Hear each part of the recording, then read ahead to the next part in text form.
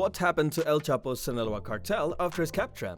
The Sinaloa Cartel is a large international organized crime organization that specializes in drug trafficking and money laundering.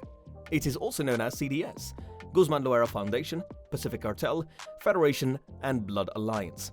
It was established in Mexico in the late 1980s as one of several sites affiliated with the Guadalajara cartel. It is currently headquartered in Culiacan, Sinaloa, Mexico, although it has many international operations. Want to know about it in detail? Well, stay tuned till the end.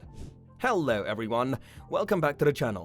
In this video, we will talk about what happened to El Chapo's Sinaloa Cartel after his capture. Meanwhile, subscribe to this channel and press the bell icon. That being done, let's start with a little introduction. The Sinaloa Cartel is considered by many to be the most powerful drug trafficking organization in the world, perhaps even more influential and capable than the infamous Medellin cartel in Colombia at its height. In Mexico, the gang mainly operates in the Golden Triangle, the states of Sinaloa, Durango, and Chihuahua. This area is the main producer of opium and marijuana in Mexico. The Golden Triangle consistently records the highest number of fentanyl seizures by law enforcement, usually in kilograms, powder, or tablets. The cartel is currently led by Ismael El Mayo Zambada Garcia and Guzman's sons, Jesus Alfredo Guzman Salazar, Ovidio Guzman Lopez, and Ivan Archibaldo Guzman Salazar. However, various sources have reported that the Guzman and Zambada factions of his organization are engaged in a power struggle.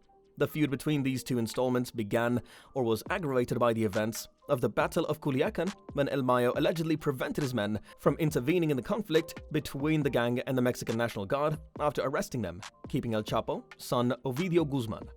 The cartel is a major importer of drugs and illegal substances into the United States. According to the U.S. Attorney General, the Sinaloa Cartel was responsible for the importation and distribution of nearly 200 tons of cocaine and large quantities of heroin from 1990 to 2008.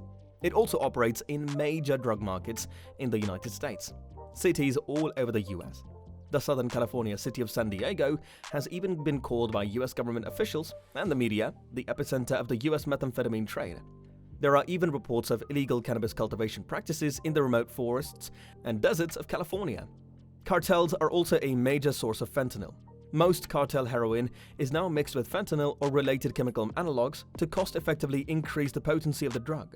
It also produces fake M30 pills that are designed to look like pharmaceutical-grade oxycodone, but are claimed to contain no real oxycodone.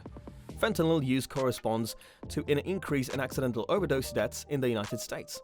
Currently, the main rival of Federal seems to be the rapidly growing Jalisco New Generation Cartel, with most of the battles between the two groups taking place in Mexican regions such as Baja California, Zacatecas, now spilling over into Mexico, Jalisco, Sonora, Chiapas, and Colima to control drug trafficking routes. As of 2021, the Sinaloa Cartel is currently the most active Mexican cartel in Colombia territory.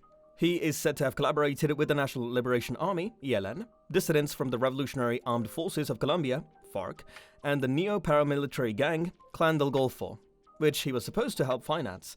According to Colombian newspaper, El Tiempo, the Sinaloa and Jalisco gangs have also moved their rivalry to at least 5 different departments in Colombia.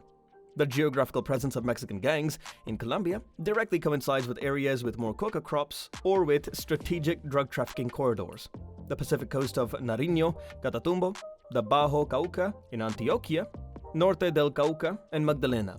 According to the Office of the Ombudsman, an autonomous organization affiliated with the Office of the Attorney General of Colombia, in the first 2 months of 2021, violent events, amplified by Mexican trafficking groups, displaced more than 11,000 people from their communities in Colombia. So what are your thoughts on this? Let us know in the comments below. And that's all for today, guys. If you found this video interesting, make sure to hit the like button. Also, subscribe to the channel and press the bell icon to never miss an update from us.